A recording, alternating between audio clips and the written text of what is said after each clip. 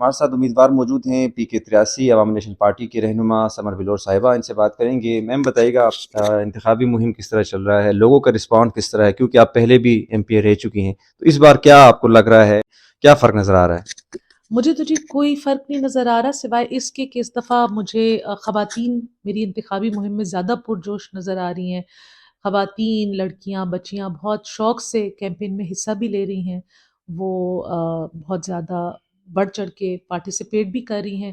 اور باقی یہ ہے کہ اس دفعہ حلقے کے لوگ مجھے پہچانتے ہیں، ان کو پتہ ہے کہ میں کیا ڈیلیور کر سکتی ہوں، کیا نہیں ڈیلیور کر سکتی۔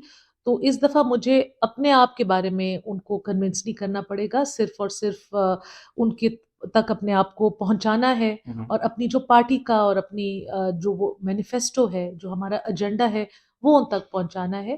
میری صلاحیتیں اب لوگ بخوبی جان گئے ہیں۔ ایک سوال کافی اور اندرونی شہر میں آپ کا علاقہ زیادہ گنجان آباد ایریاز پر مشتمل ہے، وہاں پر ڈرینیج کا سسٹم ہے، گیس کا پانی کا بہت ایشوز آ رہا ہے، وہاں پر پرفارمنس کی بنیاد پر ہمیشہ وہ لوگ ووٹ دیتے ہیں۔ آپ نے پہلے بھی اپنی تقاریر میں کہا، بیان میں کہا کہ ڈیولپمنٹل فنڈ روکے گئے تھے، تو اس کی کو نقصان آپ کو ہوگا کیونکہ لوگ تو آپ سے امید لگا کے بیٹھے تھے۔ دیکھیے جی، پشاور میں 10 سالوں سے پاکستان تحریک انصاف کی حکومت تھی۔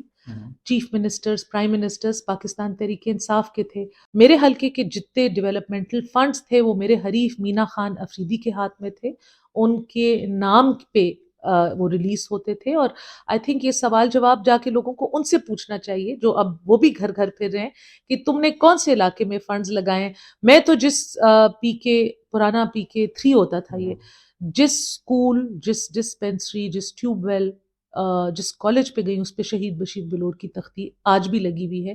ان کے ہاتھ کی تختی نہ میں نے کہیں دیکھی ہے، نہ مجھے پتا ہے، نہ میرے ہاتھ میں وہ فنڈز آئے ہیں۔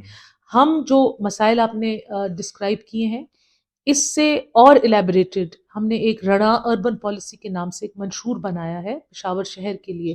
اور اگر عوامی نیشنل پارٹی سکسیسفل ہوئی تو ہم پشاور شہر کو ایک کمپلیٹ فیس لفٹ دینا چاہتے ہیں، جس میں اس کی نکاسی، صفائی، سیکیورٹی کیمراز کا انعقاد، پبلک سپیسز کریٹ کرنا، گرینری، پلانٹیشن، بہت ساری ایسی وائرنگ کی اپ گریڈیشن، بہت ساری ایسی سپیسز ہم ڈیولپ کرنا چاہتے ہیں جس سے پھر ہماری ٹورزم بھی انکریج ہو۔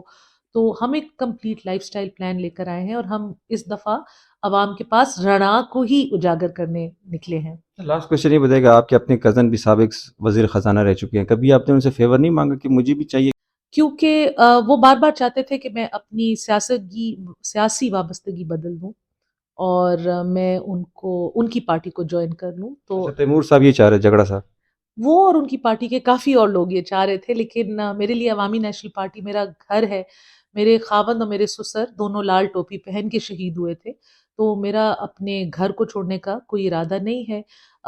فنڈز، یہ قسم کی مارات، یہ آنی جانی چیزیں ہیں، یہ ہمارے سیاسی سفر میں ہم نے بہت دیکھی ہیں، تو ان چیزوں پہ وہ مجھے ورغلا نہیں سکے۔ میں نے 2018 کے الیکشن میں بھی ان کو شکست دی ہے، ہم نے بلدیاتی الیکشن میں بھی 5000 ووٹوں سے ان کو شکست دی ہے، اور انشاءاللہ آنے والے الیکشن میں بھی ہم ان کو شکست دیں گے۔